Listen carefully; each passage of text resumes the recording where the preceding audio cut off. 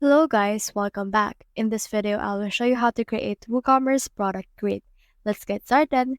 In order to make that possible, you need to open in here a page wherein you want to put the product grid. Now from in there, head over and click on this plus icon and then search in here for grid.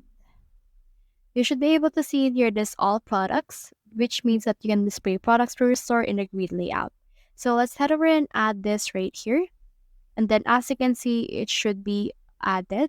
Now it should take some time to load because I have a lot of products right here right now. So I should be able to see this. You can also convert it to blocks if you want it to load faster.